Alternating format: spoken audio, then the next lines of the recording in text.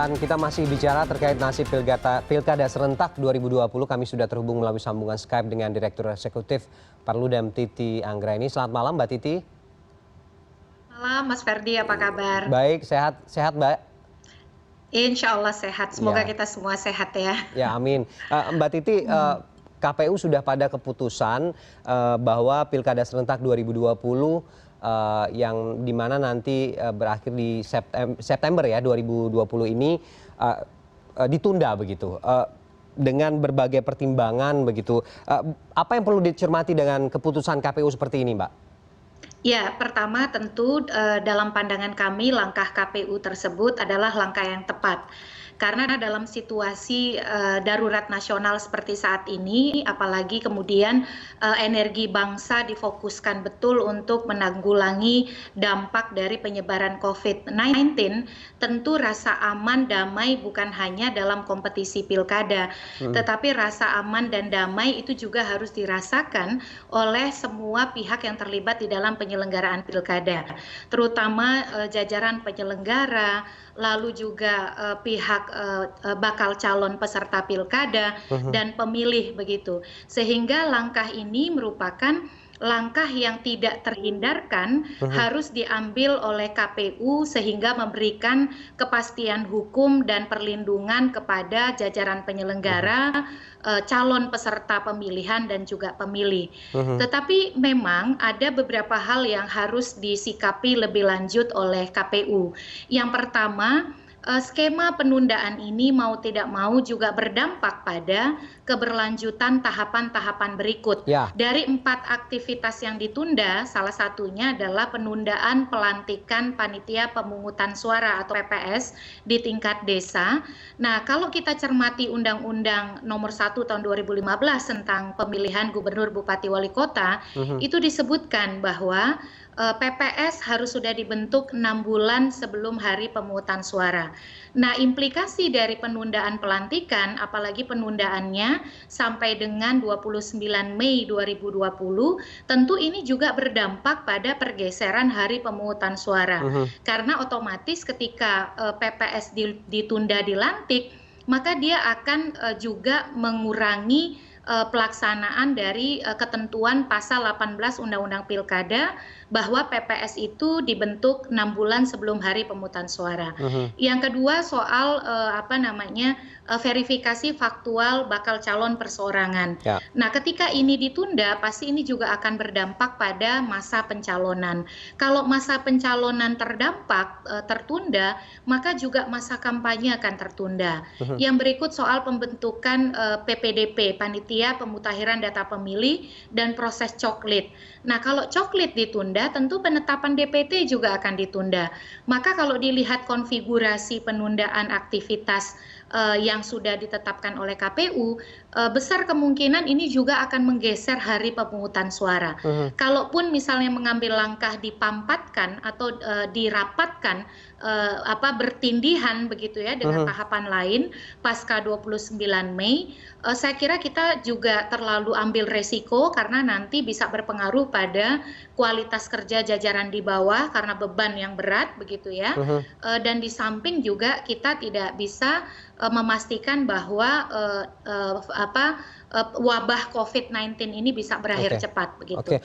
Mbak Titi, mekanisme ini juga diatur nggak sih di dalam pasal 120 Undang-Undang Pilkada tentang rekomendasi yang tadi disampaikan? Memang ada mekanisme penundaan pilkada di dalam Undang-Undang Pilkada kita, meskipun bahasanya adalah penundaan itu dilakukan melalui 2 mekanisme. Yang pertama, pemilihan lanjutan, itu di pasal 120 Undang-Undang Pilkada. Yang kedua, pemilihan susulan. Nah, tetapi skema pemilihan lanjutan dan susulan ini adalah melihat daerah per daerah, Mas Ferdi. Jadi daerah, misalkan kita pilkada di 270 daerah ya, maka yang dilihat tertunda itu harus berbasis pendekatan daerah. Kalau pemilihan lanjutan artinya hanya sebagian saja dari penyelenggaraan tahapan yang terganggu, jadi bukan keseluruhan. Jadi yang terhambat itu sebagian atau satu tahapan.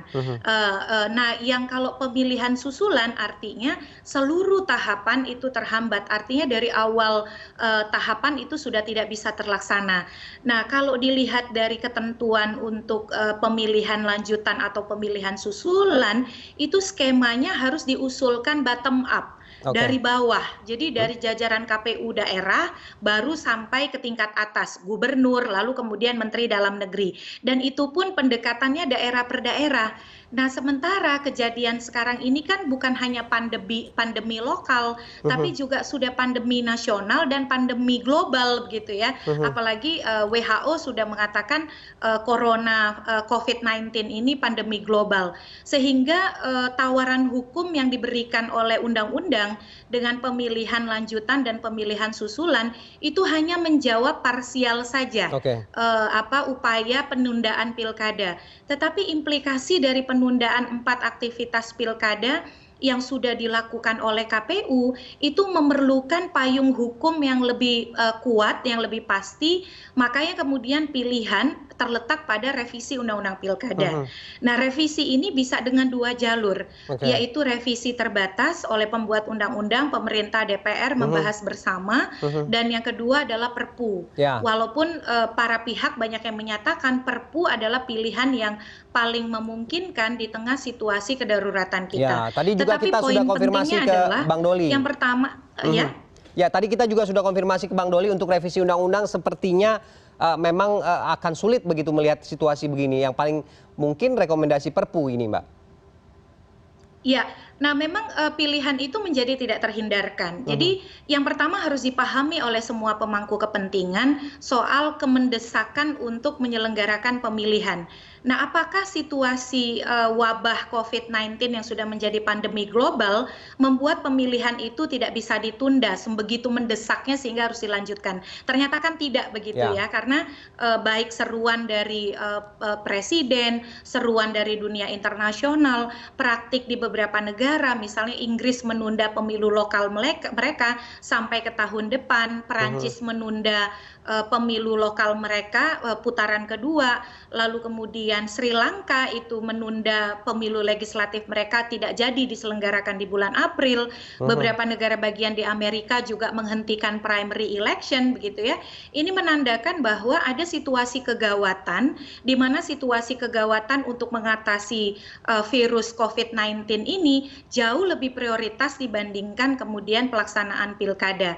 Karena tadi amanat konstitusi kita pembukaan Undang-Undang Dasar 45, negara itu harus melindungi segenap bangsa warga negara, termasuk juga penyelenggara. Tidak mungkin kita bisa dapatkan pilkada yang aman dan damai kalau penyelenggaranya berada dalam rasa ketakutan, kekhawatiran, kecemasan, informasi terbaru misalnya yang positif corona dari penyelenggara pemilu itu sudah ada 1 orang di Kutai Kartanegara, 1 orang di Bontang, dan ada 1 orang yang sedang diisolasi karena terdampak dari aktivitas yang mereka ikuti di Jakarta. Nah, ini menandakan bahwa COVID-19 ini tidak pilih-pilih siapa yang akan terdampak gitu. Termasuk juga penyelenggara sudah terkena. Nah, situasi ini kalau dilanjutkan, kita mempertaruhkan kualitas pilkada kita, sangat mungkin pilkada kita bisa berjalan tidak demokratis, tetapi yang lebih membahayakan adalah kita membahayakan warga negara dan itu bertentangan dengan konstitusi. Artinya pemetaan wilayah, bagaimana juga koordinasi untuk melihat perkembangan wabah ini terlebih dahulu, ini menjadi penting. Selain itu rekomendasi apa yang bisa kita sampaikan untuk KPU sebagai penyelenggara ini, Mbak Titi? Ya, yang pertama saya kira di tengah masa penundaan tahapan sampai 29 Mei nanti, yang harus dilakukan KPU adalah simulasi. Jadi bagaimana simulasi dampak penundaan tahapan pilkada, aktivitas pilkada sampai 29 Maret ini terhadap kontinuitas atau keberlanjutan tahapan-tahapan berikut. Yang kedua adalah koordinasi. Bagaimana kemudian situasi penanganan COVID-19 itu didapat secara utuh itu oleh penyelenggara pemilu dan kemudian ini dikoordinasikan dengan para pemangku kepentingan dan pembuat keputusan, terutama DPR dan pemerintah, sesama penyelenggara pemilu, Bawaslu dan DKPP, serta yang terakhir adalah sosialisasi kepada publik. Yang harus dibuat yakin dan diberikan kepastian itu bukan hanya penyelenggara pemilu di jajaran bawah dan bukan hanya calon peserta pilkada partai politik, tetapi juga publik, begitu ya. Jangan sampai kemudian publik gagap dengan perkembangan yang sedang ditangani oleh KPU, sehingga keputusan-keputusan KPU ini justru malah tidak bisa dipahami oleh para pemangku kepentingan dengan baik. Jadi kalau dirangkum, 1 simulasi, 2 koordinasi, 3 sosialisasi. Dan ini memang betul-betul harus dipikirkan dengan matang, dan yang juga perlu dipesankan kepada KPU, KPU menunda tahapan dan sudah meminta tidak melakukan kerumunan, berkumpul atau interaksi dengan banyak orang, tetapi itu juga harus diawasi begitu. Karena jangan sampai sense of crisis atau kesadaran krisis ini seolah-olah hanya dimiliki oleh Jakarta atau Jabodetabek atau KPU RI, tetapi di daerah karena mereka merasa baik-baik saja, pertemuan, perkumpulan, interaksi dengan jumlah besar itu tetap dilakukan. Jadi selain mereka patuh, KPU patuh pada protokol WHO, protokol yang sudah ditetapkan oleh pemerintah, KPU juga perlu mengontrol jajarannya untuk patuh pada kebijakan yang sudah mereka buat. Karena kalau kami perhatikan seperti masih ada pengingkaran-pengingkaran dari beberapa jajaran daerah karena mereka merasa baik-baik saja begitu.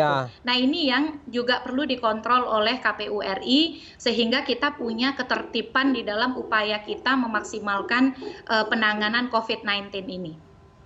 Oke. Artinya memang ini juga berharap bahwa kerjasama dengan daerah-daerah ini juga harus komit begitu kalau kemudian ada hal-hal yang lebih penting yang harus dipertimbangkan. Jangan kemudian mempertimbangkan bahwa kondisi pandemi di sebuah daerah ini tidak seperti daerah epicentrum lain, sehingga ini seolah dipaksakan. Tidak seperti itu ya Mbak Titi ya yang kita inginkan ya?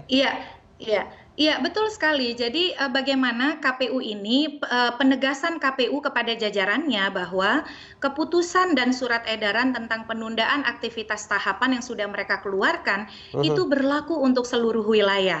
Jadi tidak ada pengecualian-pengecualian. Nah, terkait dengan desain penundaan, ada beberapa memang perbedaan pendapat. Misalnya sejumlah anggota DPR mengatakan penundaan itu berdasarkan kondisi daerah per daerah. Nah, ini Mas Ferdi yang harus kita ingat, desain pilkada kita adalah desain serentak. Jadi bagaimana 270 daerah itu bisa diselenggarakan dalam tahapan yang serentak sampai hari pemungutan suara. Sehingga kalau ada penundaan, tidak bisa kemudian dianggap ada daerah yang bisa dilanjutkan, misalnya tahapannya, ada daerah yang ditunda. Karena misalnya saya warga Tangerang Selatan. Tangerang Selatan itu sudah zona merah. Bahkan tadi misalnya di masjid komplek rumah itu sudah diumumkan untuk tidak melakukan aktivitas di luar rumah bila tidak sangat perlu sekali. Nah, tentu tidak bisa kemudian pendekatannya itu parsial daerah per daerah. Perlakuan kita terhadap penundaan pilkada dan penjadwalan ulang pilkada, kalaupun nanti ada, kalau dia berpengaruh pada hari pemungutan suara, itu tetap harus dalam bingkai pilkada serentak. Dan ini misalnya kalau setelah kami kalkulasikan, rata-rata akhir masa jabatan kepala daerah yang 270 daerah ini paling awal itu berakhir Februari 2021. Jadi sesungguhnya kita masih punya ruang untuk menata tahapan ini agak leluasa. Karena yang kita perhitungkan itu kan mestinya adalah akhir masa jabatan. Nah, dari akhir masa jabatan mayoritas itu paling cepat di Februari 2021. Sisanya ada yang di bulan Maret, ada di bulan Juni, dan lain sebagainya. Jadi inilah simulasi itu penting yang perlu dilakukan oleh KPU. Koordinasi dengan pembuat undang-undang, jangan sampai kemudian logika teknis ini tidak bisa dipahami oleh pembuat undang-undang, karena penundaan itu akan berdampak pada satu aspek hukum yang harus menjadi basis kerangka hukum dibuatnya kebijakan tersebut. Oke. Yang kedua, dampaknya pada implikasi teknis penyelenggaraan tahapan. Yang ketiga, dampak pada logistik. Yang keempat, dampak pada keselamatan penyelenggara, peserta maupun pemilih. Oke. Nah, ini Oke. makanya sosialisasi itu bukan hanya untuk publik, tetapi untuk jajaran yang di bawah. Oke. Karena sense of crisis atau kesadaran krisis ini kadang-kadang masih belum sepenuhnya dipahami. Oke, Hanya karena baik. misalnya di daerahnya masih zero Case ya? yang positif, masih belum ada yang positif, Oke. sehingga dianggap tahapan itu masih bisa dilanjutkan, Oke. aktivitas berkerumun masih bisa dilakukan. Nah, esensi penundaan sebagai bagian dari upaya pencegahan jadinya tidak bisa dipenuhi Ya. begitu. Oke. Makanya penting juga bagi KPU, kami menyampaikan dalam rilis kami dibuat crisis center gitu Oke, ya, oke. atau call center untuk memantau kepatuhan jajaran di bawah dan juga memantau kondisi jajaran yang ada di bawah. Oke. Misalnya kita sangat Ya. prihatin, sudah ada beberapa anggota KPU kabupaten kota Ya, yang dari kasus-kasus terkena, yang sudah tadi Mbak Titi COVID-19 sampaikan begitu dan ya. mestinya ini bisa Oke. kita limitasi penyebarannya. Oke, baik. Terima kasih Mbak Titi Anggraini, Direktur Eksekutif Perludem sudah bergabung bersama kami malam hari ini. Dan kita berharap simulasi, koordinasi, dan sosialisasi tadi yang direkomendasikan ini bisa dijalankan. Dan kalau perlu memang perlu ada call center untuk memantau pemetaan bagaimana situasi-situasi ini juga bisa dilihat dari KPU begitu ya Mbak Titi. Terima kasih sekali lagi Mbak Titi sudah hadir bersama kami. Dan sejumlah informasi menarik lainnya akan hadir sesaat lagi, tetap bersama Layar Demokrasi.